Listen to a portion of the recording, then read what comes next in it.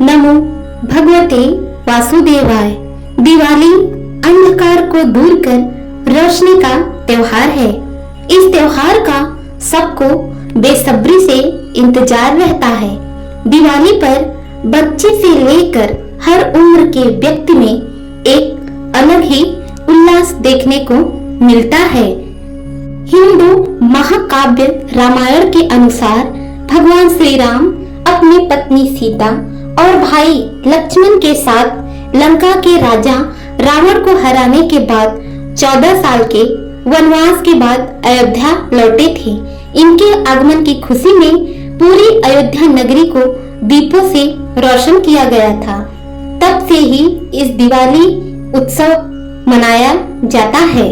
उस समय से हर वर्ष दिवाली को अंधेरे पर प्रकाश की विजय के प्रतीक के रूप में मनाया जाता है। इस साल दिवाली 12 नवंबर को है।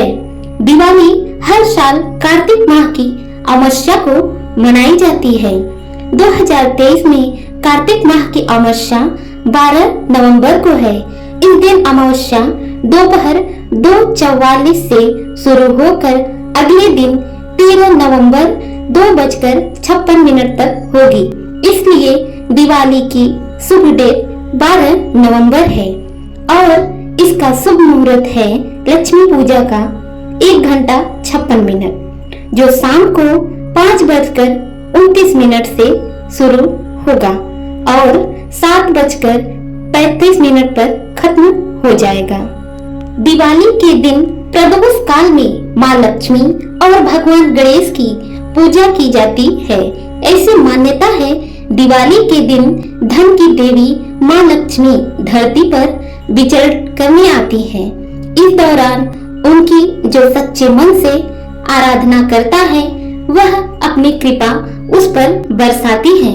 दिवाली के दिन कई लोग माँ लक्ष्मी को प्रसन्न करने के लिए व्रत रखते हैं और शाम को विधि विधान से पूजन के बाद व्रत खोलते हैं। जानिए दीपावली की कुछ पावन कथाएं। पहली कथा बहुत ही प्रचलित कथा है। भगवान राम जब माता कैकेयी द्वारा दिए गए 14 वर्ष के वनवास को पूरा करके और रावण का वध करके अयोध्या वापस लौटे थे, तब उनके आने की खुशी में लोगों ने घरों में दीपमालाएं सजाई थी और इसी खुशी में दिवाली मनाई जाती है। दूसरी कथा है एक लकड़हारा।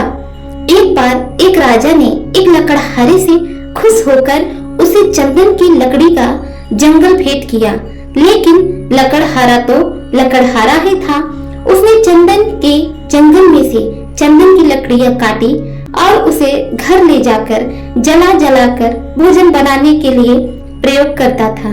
जब राजा को यह बात अपने गुप्तचरों से पता चली तो उन्हें समझ आया कि पैसा सिर्फ मेहनत से नहीं बुद्धि से भी हासिल किया जाता है।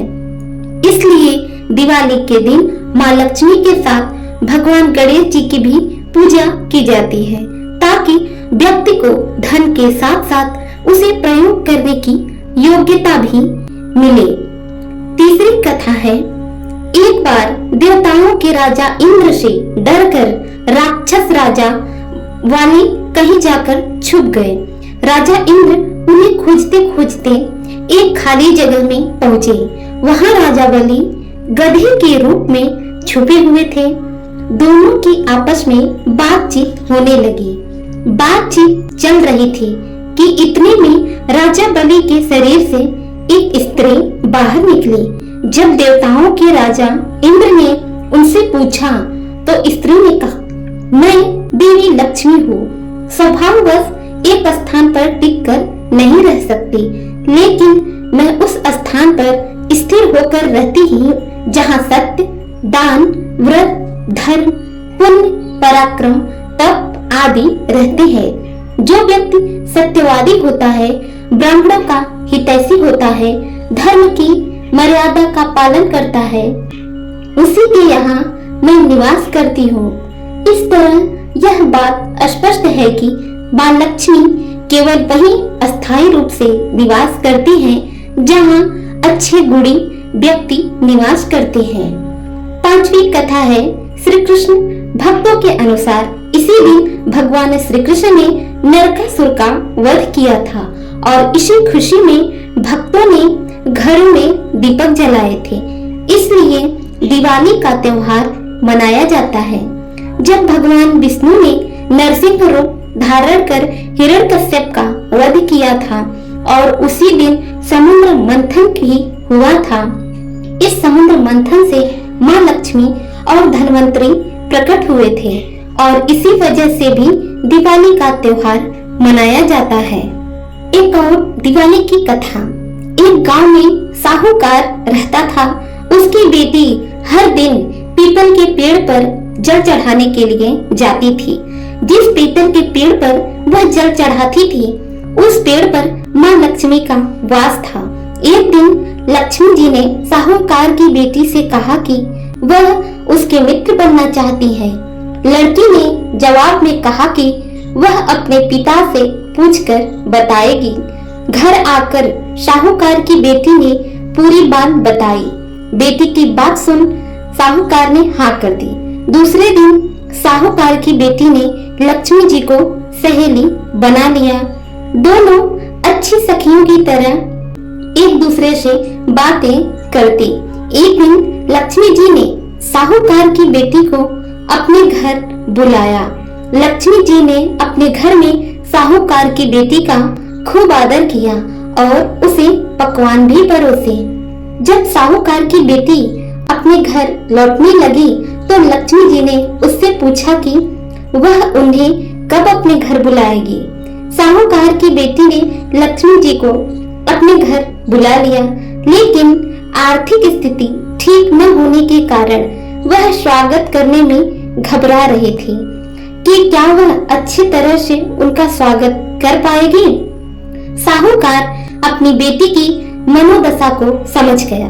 उसने बेटी को समझाते हुए कहा कि वह परेशान न हो और फौरन घर की साफ सफाई कर चौका मिट्टी से लगा दे। 4 बत्ती वाला दिया लक्ष्मी जी के नाम से जलाने के लिए भी साहूकार ने अपनी बेटी से कहा। उसी समय एक चील किसी रानी का 9 लखा हार लेकर साहूकार के घर आ गया। साहूकार की बेटी ने उस हार को बेचकर भोजन की तैयारी की। थोड़ी ही देर में माँ लक्ष्मी भगवान गणेश के साथ साहूकार के घर आई और साहूकार के स्वागत से प्रसन्न होकर उस पर अपनी कृपा बरसाई। लक्ष्मी जी की कृपा से साहूकार के पास किसी भी चीज की फिर कभी कमी न हुई। तभी से यह दिवाली मनाई जाती है। दिवाली मनाने के कारण भले ही कुछ भी हो, लेकिन इतना तो निश्चित है कि हर कथा के पीछे दीपों का बहुत महत्व है। दिवाली का त्योहार अंधेरे से उजाले, अधर्म से धर्म, पाप से पुण्य का त्योहार है। दिवाली का त्योहार सब लोग मिलकर खुशी के साथ मनाते हैं। यही कारण है कि दिवाली के दिन घर घर के आंगन में दिए जलाकर घर को जगमग रोशन रखा जाता है। दिवाली का त्योहार पूरी दुनिया में बड़ी ही धूमधाम से मनाया जाता है। यह संभावना है कि शायद दिवाली त्योहार भारत में 2500 साल से अधिक पुराने उत्सवों का मिश्रण है। इसका उल्लेख पद्म पुराण, स्कंद पुराण जैसे कई प्राचीन ग्रंथों में मिलता है। आप सभी को दिवाली की हार्दिक शुभकामनाएं। ओम नमो भगवते वासुदेवाय।